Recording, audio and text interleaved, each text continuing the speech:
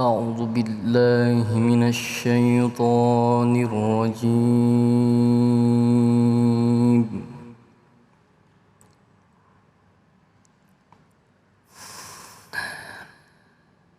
بسم الله الرحمن الرحيم.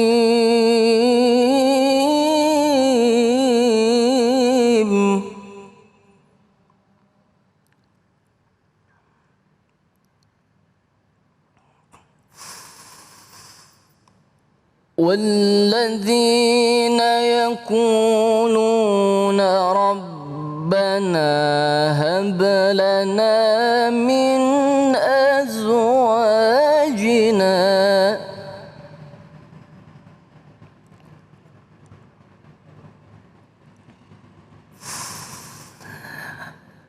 ربنا هب لنا من أزواجنا وذرياتنا قرة أعين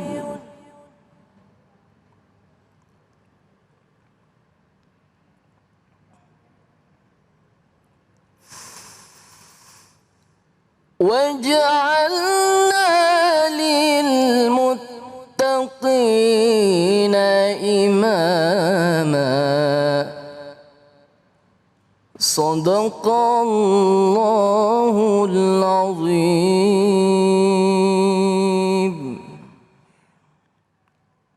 Maha benar Allah dengan segala firman-Nya, Masya Allah.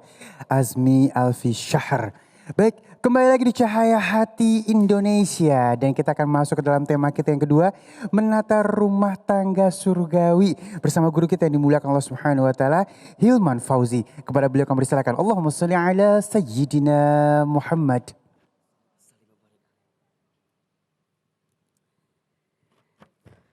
Bismillahirrahmanirrahim.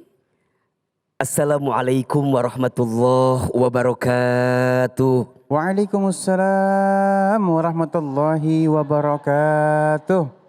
Subhanallahi wa bihamdihi subhanallahil azim. Adada khalqihi wa ridha nafsihi wa zinata arshihi wa midada kalimatihi. Ashhadu an la ilaha illallah wa ashhadu anna Muhammadan abduhu wa rasuluh. Allahumma salli wa sallim ala rasulillahil karim sayyidina wa syafi'ina wa maulana Muhammadin sallallahu alaihi wasallam wa ala alihi wa ashabihi wa man tabi'ahum bi ihsanin ila yaumiddin. Amma ba'd.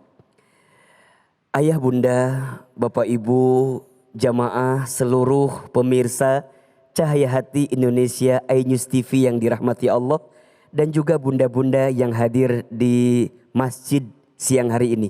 Apa kabar semuanya? Sehat? Alhamdulillah. Mudah-mudahan kita semua yang di masjid, yang di rumah dalam keadaan sehat walafiat. Allah tambahkan rezeki kita, Allah panjangkan umur kita, dan Allah sakinah, mawaddah, rohmahkan rumah tangga kita. Amin ya rabbal alamin. Siang ini kita akan membahas tema yang menarik. Judulnya adalah membangun rumah tangga surgawi. Ibu yang di sini udah pada nikah apa belum? Sudah? Ada yang belum? Yang mana orangnya? Udah, insya Allah. Mudah-mudahan yang sudah nikah Allah rukunkan rumah tangganya. Yang belum pada nikah Allah hadirkan jodohnya. Amin ya robbal. Bicara tentang rumah tangga, ayah bunda yang dirahmati Allah, setidaknya ada 3 hal yang harus kita pahami tentang rumah tangga. Yang pertama, rumah tangga itu ibadah yang paling lama. Apa yang pertama? Ibadah yang paling lama. Setiap detik detak kebersamaan kita di rumah tangga kita adalah ibadah. Ya, ibu ngeliatin suami ibadah atau bukan? Ibadah. Ibu melayani suami ibadah apa bukan? Ibadah. Seorang suami yang mencari nafkah bagi rumah tangganya ibadah atau bukan? Ibadah. Setiap kebersamaan di rumah tangga bernilai ibadah. Maka kita tidak ingin sia-siakan kebersamaan kita di rumah tangga kecuali untuk memetik pahala terbaik di hadapan Allah Subhanahu wa taala. Yang kedua, rumah tangga itu sekolah yang paling lama. Kalau sekolah yang paling lama berarti tempat belajar yang paling lama. Kalau belajarnya lama berarti ujiannya juga lama. Coba saya mau tanya, di rumah tangga ada ujian apa enggak? Ada masalah apa enggak? Di sini ada yang punya masalah di rumah tangganya? Yang mana orangnya? Ahilman, rumah tangga itu sekolah yang paling lama berarti ada ujian, iya. Makanya mohon maaf, wajarlah, betul nggak? Dua orang yang beda kepalanya, beda isinya, beda latar belakangnya, disatuin di rumah yang sama, pasti ada kemungkinan masalah datang. Betul apa enggak? Jadi kalau ada masalah biasa aja. Kalau bahasa anak muda sekarang, biasalah. Apa jawabannya? Biasalah. Kalau ada masalah, ada ujian ya biasa. Karena rumah tangga itu disitulah seninya. Disitulah pelajarannya. Ada hikmah di balik masalah, ada pelajaran di balik ujian. Yang ketiga, rumah tangga itu adalah satu keadaan yang menyatukan dua keadaan yang paling besar. Ya, rumah tangga itu menyatukan dua aku jadi satu kita. Kalau udah rumah tangga nggak ada bahasa ini gua itu lu, nggak bisa. Pas udah rumah tangga bicaranya apa? Kita. Ya, nggak ada bahasa itu ibu kamu, ini ibu saya, nggak ada. Setelah rumah tangga kalimatnya diganti dari aku jadi kita. Ibu kita, ayah kita, paman kita. Betul apa betul? Itu rumah tangga. Maka yang namanya rumah tangga itu, ayah bunda sayang yang dirahmati Allah, butuh ilmu. Butuh apa? Butuh ilmu. Kalau nggak punya ilmu, tersesat nanti dalam perjalanannya. Maka sekarang apa visi rumah tangga kita? Jelas, kita bukan hanya ingin bersama di dunia saja, tapi bagaimana kelak kita berkumpul di surga. Betul apa betul? Coba yang hadir di sini, ibu pengen nggak kumpul lagi sama keluarga di surga? Kumpul sama suami kita di surga pengen? Sama anak kita pengen? Sama orang tua kita pengen? Allahu Akbar. Di dalam Al-Quran Allah sebutkan ada satu surga yang Allah siapkan surga itu untuk sekeluarga. Apa nama surganya Ustadz? Jannatu Adnin, surga Aden. Yadkhulunaha, yang akan masuk ke dalamnya. Siapa? Waman solaha, dan orang-orang soleh. Min abaihim, dari orang tuanya. Wa azwazihim, dari pasangannya. Wa zurriyatihim, dan anak-anaknya. Jadi nanti ada satu surga namanya surga Aden, akan ngumpul di sana, ada orang tuanya, ada pasangannya, ada anak-anaknya. Mau apa enggak? Pengen apa enggak? Mau aja, mau banget. Cius, mie apa? Ahilman ingin sekali, iya. Apa syaratnya? Mohon maaf, syaratnya adalah waman solaha, orang yang orang tua yang soleh, pasangan yang soleh, anak-anak yang soleh. Maka dia nanti akan berkumpul lagi di surganya Allah Subhanahu wa ta'ala. Sekarang pertanyaannya, apa tipsnya? Apa ciri-cirinya atau bagaimana caranya agar kita bisa sehidup sesurga? Di dunia bareng sama suami kita, sama istri kita, nanti di surga kumpul lagi. Mau apa enggak? Pengen? Ada 3 caranya. Ada berapa? 3 aja. 1, tanamkan iman di hati keluarga kita. Iman itu fondasi yang paling utama di rumah tangga yang bisa mengantarkan rumah tangga nanti sehidup sesurga. Apa itu iman, Ahilman? Iman itu kan meyakini Allah, mengucapkan lisannya tentang kebesaran Allah, kemudian dia melaksanakan apa yang Allah perintahkan dalam hidupnya. Karena mohon maaf, kalau kita bicara dalam keterangan kan ada beberapa tipe rumah tangga, ya enggak? Ada yang rumah tangga suaminya soleh, istrinya enggak solehah, ada enggak? Keluarga siapa itu? Keluarga Nabi Nuh, ya. Nabi Nuhnya soleh, ibu Nuhnya kurang soleh. Istrinya maksudnya, ya. Ada yang suaminya enggak soleh, tapi istrinya soleha. Siapa? Fir'aun. Punya istri Asiyah binti Mazahim. Soleha. Fir'aunnya tidak. Asiyahnya soleha. Ada keluarga yang suaminya enggak soleh, istrinya enggak soleha. Keluarga siapa? Abu Lahab dengan Ummu Jamil. Suami tidak soleh, istrinya tidak soleha. Tapi ada yang suaminya soleh, istrinya soleha. Keluarga baginda Nabi besar Muhammad Sallallahu Alaihi Wasallam. Keluarga Nabi Ibrahim alaihissalam beserta istri-istrinya soleh soleha. Iman. Maka iman menjadi kunci utama di keluarga kita agar sehidup sesurga. Maka pastikan nafasnya, lisannya, pikirannya di rumah tangga kita dihadirkan apa? Allah di dalamnya. Jadi rumah tangga itu bukan hanya sekedar aku mencintaimu karena kamu cantik, karena kamu tampan, mohon maaf. Cantik tampan ada expirednya, betul nggak? Ada nggak expirednya? Ada. Hari ini kenceng, besok lusa kendor. Hari ini tegak, besok lusa. Cinta karena fisik, fisik ada batasnya, ada waktunya.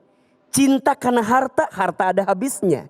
Cinta karena jabatan, jabatan ada selesainya. Tapi cinta karena Allah, karena iman kepada Allah, itu yang akan menguatkan cinta di rumah tangga kita. Katakan ke suami kita, ana uhibbuka fillah. Aku mencintaimu karena Allah. Dan suami pun bilang kepada istrinya, ana uhibbuki fillah. Aku mencintaimu wahai istriku karena Allah. Bukan karena engkau cantik aku cinta, tapi karena aku cinta engkau jadi cantik. Iman menjadi sumber pertama yang harus dikuatkan. Yang kedua apa? Amal soleh, ibadah. Jadikan rumah tangga sebagai ladang ibadah, jadi pahala. Jangan ngeluh di rumah tangga karena besar pahalanya. Coba jadi istri capek nggak? Capek. Capek aja capek banget. Jadi ibu capek nggak? Wajar, pahalanya surga. Apa pahalanya?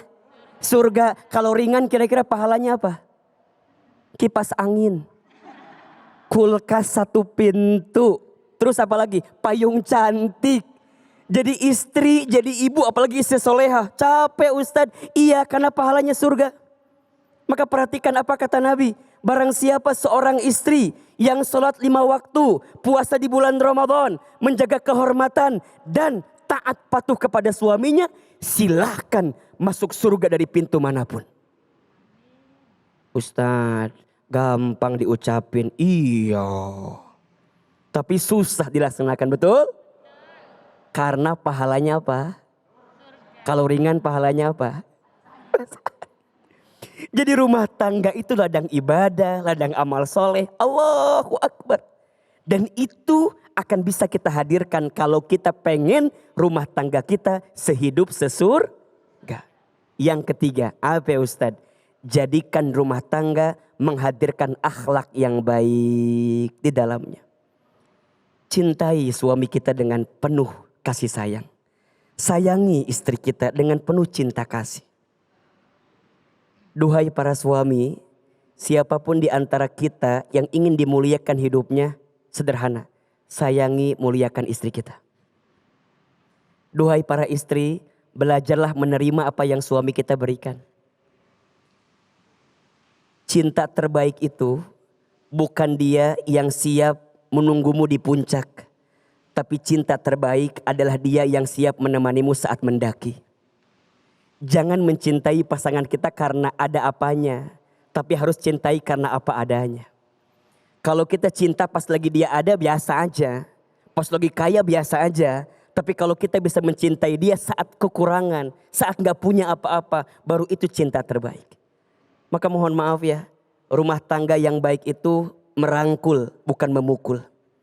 Rumah tangga yang baik itu mengajak, bukan mengejek. Rumah tangga yang baik itu mencintai, bukan menyakiti. Rumah tangga yang baik itu merekatkan, bukan meretakkan. Rumah tangga yang baik bukan hanya bersama di dunia, tapi bagaimana bersama sampai kemana? Sampai ke surganya Allah Subhanahu wa taala. Maka tadi ada doa yang dibacakan oleh qari kita. Dalam Quran Allah sebutkan, Rabbana hablana min azwajina wa dzurriyyatina qurrata a'yun waj'alna lil muttaqina imama. Rumah tangga yang baik itu menuntun, bukan menuntut. Banyak di antara kita yang nuntut tapi nggak pernah nuntun. Padahal boleh jadi masing-masing pasti punya kelemahan. Betul apa enggak? Sebagai istri punya kelemahan, sebagai suami punya kelemahan. Justru kita dipersatukan untuk saling menyempurnakan kelemahan itu. Betul? Kalau ada kekurangan, tutupi kekurangannya, tutupi aibnya. Kalau ada kelebihan, syukuri kelebihan itu. Karena itu adalah nikmat dari siapa? Allah Subhanahu wa taala. Mudah-mudahan rumah tangga kita, ayah bunda, pemirsa, jamaah yang dirahmati Allah, bukan hanya bersama di dunia, tapi insya Allah sampai di surganya Allah Subhanahu wa taala. Amin. Amin ya rabbal Alamin. Mudah-mudahan bermanfaat. Wallahu a'lam bissawab. Assalamualaikum warahmatullahi wabarakatuh. Waalaikumsalam warahmatullahi wabarakatuh. Ya Allah, nikmat banget ya. Ini benar-benar ya, mudah-mudahan kita bisa hidup di dunia bersama-sama dan di surga juga barengan. Ada yang di surga mau ganti laki atau bini? Masya Allah, udah bosan di dunia mau cari yang lain aja. Masya Allah ya. Dan baik jamaahku yang dimuliakan Allah Subhanahu wa taala, kita akan masuk ke dalam tema kita yang ketiga, golongan manusia yang dirindukan surga. Masya Allah, kita masih ngomong masa surga ya. Insya Allah akan disampaikan oleh guru kita yang dimuliakan Allah Subhanahu wa taala, Al Ustadz Usep. Jangan kemana-mana, tetap bersama kami di Cahaya Hati Indonesia.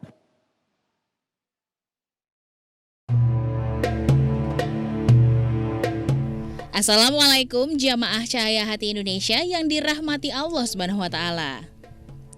Sebagian besar umat muslim sudah mengetahui bagaimana kisah Nabi Muhammad SAW beserta mukjizatnya. Rasulullah juga memiliki sifat jais yang menunjukkan ciri kepribadiannya selayak manusia pada umumnya, seperti makan, minum, mandi, dan kebiasaan lainnya. Tetapi tahukah pemirsa, warna kesukaan beliau ternyata bukan warna hijau saja. Berikut ini adalah informasi yang telah tim Cahaya Hati Indonesia rangkum tentang mengenal warna-warna kesukaan Rasulullah Sallallahu Alaihi Wasallam. Yang pertama, warna putih. Warna putih merupakan warna favorit Nabi Muhammad Sallallahu Alaihi Wasallam. Bahkan dalam hadis yang diceritakan Ibnu Abbas, Rasulullah menyarankan pakaian berwarna putih. Rasulullah bersabda, "Kenakanlah pakaian berwarna putih. Sesungguhnya putih itu warna terbaik bagimu. Bungkuslah mayatmu juga dengan kain berwarna putih." Imam Nawawi dalam Riyadus Shalihin menjelaskan, memakai pakaian berwarna putih disunahkan karena Rasulullah telah menilainya sebagai warna paling bersih dan bercahaya. Di urutan kedua yaitu warna hijau. Selain warna putih, Rasulullah Shallallahu Alaihi Wasallam juga menyukai warna hijau. Ibnu Hajar Al-Haytami dalam Tanbih Al-Akbar menjelaskan, pada hari raya kami disuruh memakai pakaian berwarna hijau karena hijau lebih utama. Warna hijau lebih baik daripada warna lainnya sesudah putih. Selain itu di dalam Faidul Qadir, Al-Munawi menyebutkan bahwa alasan disukainya warna hijau karena rona tersebut merupakan bagian dari penanda surga. Dan berdasarkan Imam Al-Ghazali dalam Ihya Ulumuddin juga memaparkan bahwa di antara sarung, selendang, gamis, jubah atau lainnya yang dimiliki Rasulullah begitu menggemari yang berwarna hijau. Meskipun pakaian yang berwarna putih tetap menjadi busana yang paling banyak dipunyai Nabi. Itulah informasi yang telah tim Cahaya Hati Indonesia rangkum mengenai warna-warna kesukaan Rasulullah Shallallahu Alaihi Wasallam. Semoga pemirsa jamaah Cahaya Hati Indonesia senantiasa meneladani sunnah Rasulullah karena Rasulullah adalah sebaik-baiknya suri tauladan. Amin ya robbal alamin.